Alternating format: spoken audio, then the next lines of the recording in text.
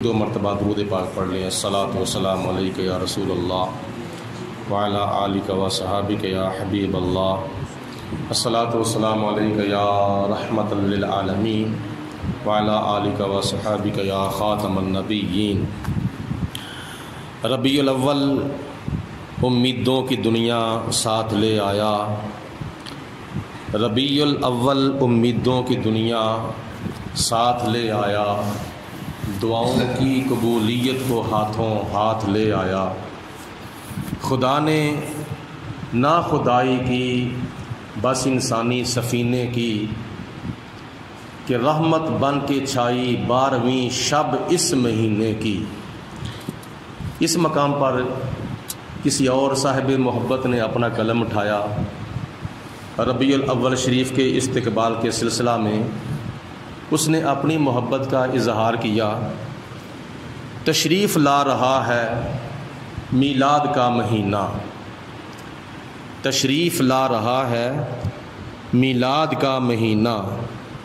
من میں سما رہا ہے میلاد کا مہینہ۔ آلام اور مصائب سب دور ہو رہے ہیں، آلام اور مصائب سب دور ہو رہے ہیں، نزدیک آ رہا ہے میلاد کا مہینہ۔ ایک پنجابی کے شاعر نے اپنا قلم اٹھایا تو اس نے بھی اپنا نذرانہ محبت پیش کرتے ہوئے اپنی محبت کا اظہار کیا۔ ساڈی ਝੋਲੀ ਵਿੱਚ ਰਹਿਮਤ ਦਾ ਖਜ਼ਾਨਾ ਆ ਗਿਆ، ਸਾਡੀ ਝੋਲੀ ਵਿੱਚ ਰਹਿਮਤ ਦਾ ਖਜ਼ਾਨਾ ਆ ਗਿਆ، ਸਾਡੇ ਆਕਾ ਦੀ ਵਿਲਾਦਤ ਦਾ ਮਹੀਨਾ ਆ ਗਿਆ। ਅੱਜ ਯਤੀਮਾਂ ਤੇ ਗਰੀਬਾਂ ਦੀ ਖੁਦਾ ਨੇ ਸੁਣ ਲਈ، ਅੱਜ ਯਤੀਮਾਂ ਤੇ ਗਰੀਬਾਂ ਦੀ ਖੁਦਾ ਨੇ ਸੁਣ ਲਈ،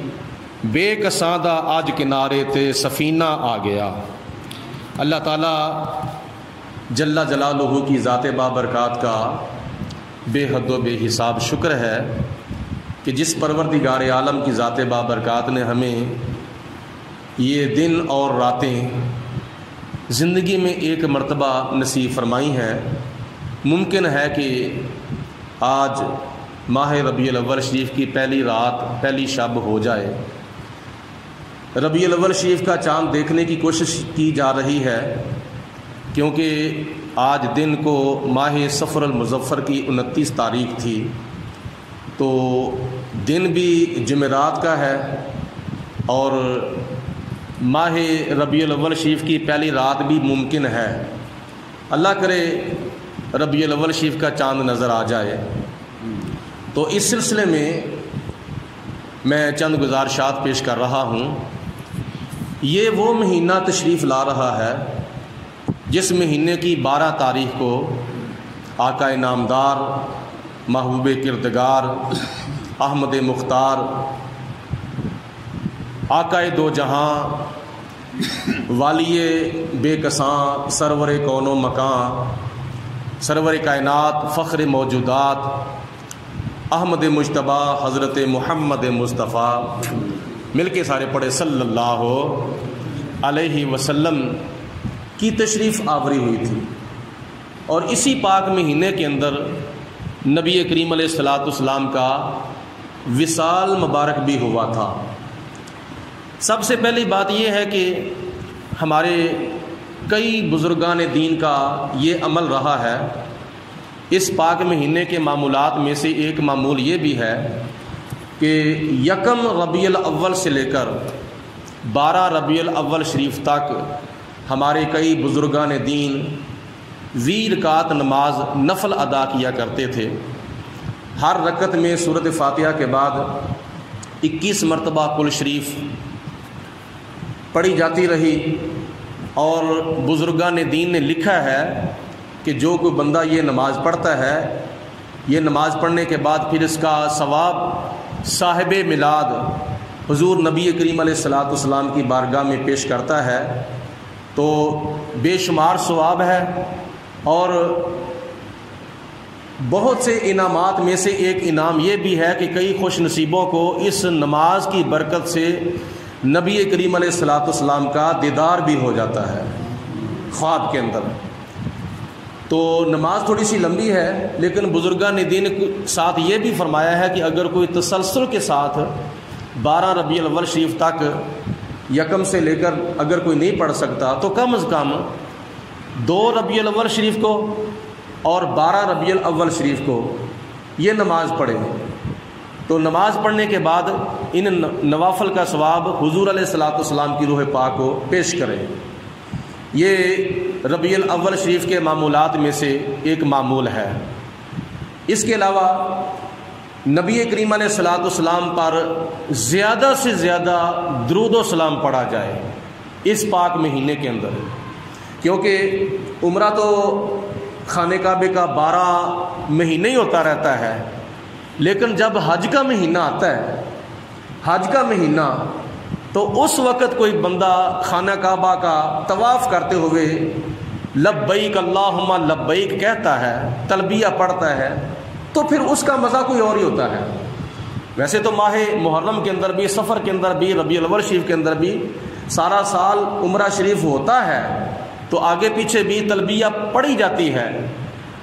لبیک اللہم لبیک کا وظیفہ کیا جاتا ہے، لیکن آگے پیچھے بھی ایک روحانی سرور، روحانی کیف آتا ہے۔ لیکن مہینہ ہو حج کا، ماہ ذو الحجہ مبارکہ، تو اس وقت اگر کوئی لبیک اللہم لبیک خانہ کعبہ کا طواف کرتے ہوئے پڑھتا ہے تو پھر اس کا مزہ کچھ اور ہی ہوتا ہے۔ اسی طرح دوسری مثال میں پیش کرتا ہوں کہ سارا مہینہ بندہ قرآن پاک پڑھے، بڑا ثواب ہے، بڑا درجہ ہے، اور بڑا سرور ہے، اور بڑا مزہ آتا ہے، بڑی روحانی کیفیت اس کے اوپر طاری ہوتی ہے۔ لیکن جب رمضان المبارک کا مہینہ آتا ہے تو اس وقت اگر کوئی بندہ تلاوت قرآن کرتا ہے تو اس کا مزہ کچھ اور ہی ہوتا ہے، کیونکہ ہر نیکی اگر اس کے موسم میں کی جائے تو زیادہ ثواب ہوتا ہے، زیادہ مزہ آتا ہے۔ تو اسی طرح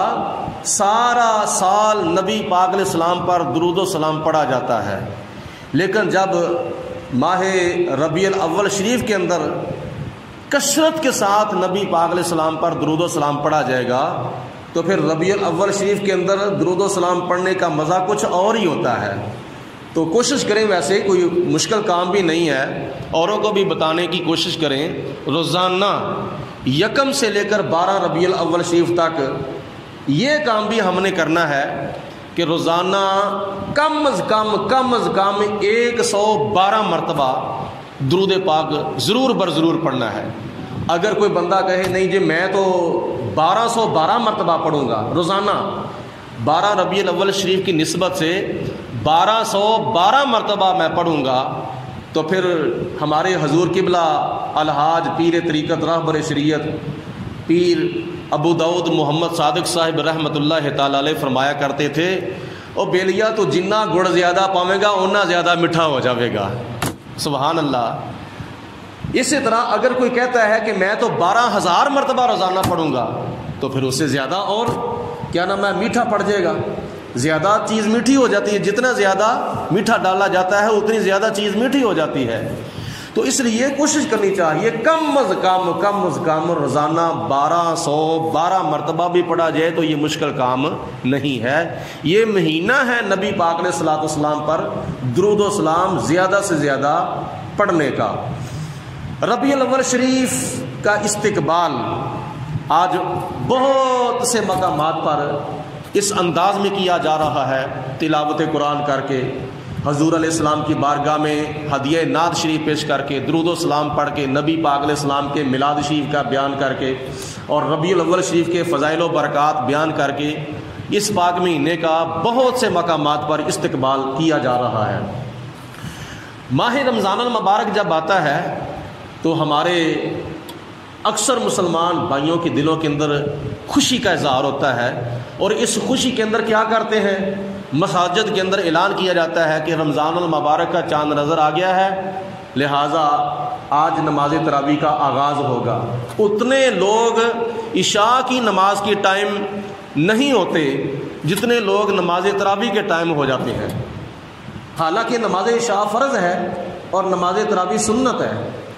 حالانکہ دیکھا جائے تو شرعی لحاظ سے فرض نماز کے لیے زیادہ لوگوں کو جمع ہونا چاہیے، لیکن ایک رمضان شریف کی آمد کی خوشی ہوتی ہے، رمضان المبارک کی آمد کی دل کے اندر خوشی ہوتی ہے۔ اس خوشی کے اظہار کے لیے اور رمضان المبارک کے استقبال کے لیے لوگ مسجد کے اندر آ کر رمضان شریف کی پہلی رات میں نماز تراویح ادا کرتے ہیں اور اللہ کا قرآن سنتے ہیں۔ تو رمضان المبارک تو وہ مہینہ ہے جس کے اندر قرآن پاک آیا ہے، تو جس مہینے کے اندر قرآن آئے اس پاک مہینے کے اندر تو مسجدوں کے اندر رونقیں لگ جاتی ہیں، نماز تراویح کے اندر کثرت کے ساتھ لوگ جمع ہوتے ہیں، اور باقی نمازوں کے اندر بھی لوگ دوسرے مہینوں کی بنسبت ڈبل ٹرپل تعداد ہو جاتی ہے نماز جمعہ کے اندر۔ پھر ماہ رمضان المبارک کے تیسرے عشرے کے اندر لوگ اعتکاف بیٹھتے ہیں۔ رمضان المبارک کی برکت ہے، یہ رمضان المبارک کی خوشی ہے، تو رمضان المبارک کی خوشی میں تو لوگ مساجد کو کھچا کھچ بھر دیتے ہیں، لیکن یہ پاک مہینہ وہ مہینہ ہے، رمضان المبارک کے اندر تو قرآن آیا تھا اور ربیع الاول شریف کے اندر قرآن والا آیا تھا، جس کے صدقے اللہ تعالیٰ نے ہمیں قرآن عطا فرمایا ہے۔ اگر نبی پاک علیہ الصلوۃ والسلام تشریف نہ لاتے تو نہ ہمیں قرآن ملتا، نہ ہمیں رمضان ملتا، نہ ہمیں ایمان ملتا، بلکہ نہ ہمیں رب رحمان ملتا۔ وہ رب رحمان ملا ہے تو مدینے والے کے صدقے، قرآن ملا ہے تو مدینے والے کے صدقے، ایمان ملا ہے تو مدینے والے کے صدقے، قرآن ملا ہے تو مدینے والے کے صدقے۔ اے دھرتی نہ ہندی نہ آسمان ہوندا، جے پیدا نہ عرشاں دا مہمان ہوندا، نہ شمس و قمر کہکشاں نہ ستارے، نہ جنت نہ جنت دا سامان ہوندا۔ یہ سب کچھ اللہ پاک نے ہمیں عطا فرمایا ہے تو مدینے والے آقا جناب محمد رسول اللہ صلی اللہ علیہ وسلم کے صدقے عطا فرمایا ہے۔ تو ہمیں رمضان المبارک سے بڑھ کر اس پاک مہینے کا استقبال بھی کرنا چاہیے، رمضان المبارک سے بڑھ کر اس پاک مہینے کے اندر مساجد کے اندر رونق کو دوبالا بھی کرنا چاہیے، رمضان المبارک سے بڑھ کر اس پاک مہینے کے اندر تلاوت قرآن بھی کرنی چاہیے، رمضان المبارک سے بڑھ کر اس پاک مہینے کے اندر درود و سلام بھی پڑھنا چاہیے، رمضان المبارک سے بڑھ کر اس پاک مہینے کے اندر ہمیں سخاوت بھی کرنی چاہیے، کیونکہ نبی پاک علیہ الصلوۃ والسلام کے صدقے ہی ہمیں سب کچھ اللہ تعالیٰ نے عطا فرمایا ہے۔ تو اس پاک مہینے کی 12 تاریخ کو نبی کریم علیہ الصلوۃ والسلام کی تشریف آوری ہوئی تھی، اور اس پاک مہینے کے اندر اور بھی کافی واقعات رونما ہوئے ہیں۔ مثلا نبی کریم علیہ الصلوۃ والسلام جب مکہ المکرمہ سے ہجرت فرما کر مدینہ المنورہ تشریف لے گئے تو اس پاک مہینے کی 8 تاریخ کو، ربیع الاول شریف کی 8 تاریخ کو وادی قباء کے اندر اسلام کی سب سے پہلے مسجد کا سنگ بنیاد رکھا گیا تھا، وہ ہے مسجد قباء، جس مسجد کے اندر ایک نماز پڑھنے سے اللہ پاک ایک عمرے کا ثواب عطا فرماتا ہے۔ اور حضور علیہ الصلوۃ والسلام تو ہر ہفتے کے اندر ایک مرتبہ مدینہ شریف سے مسجد نبوی سے چلتے تھے سواری پر یا پیدل، تو مسجد قباء کے اندر جا کر نوافل ادا کرتے تھے، اور 2 نفل پڑھنے کی وجہ سے اللہ پاک اس کو ایک عمرے کا ثواب عطا فرماتا ہے۔ تو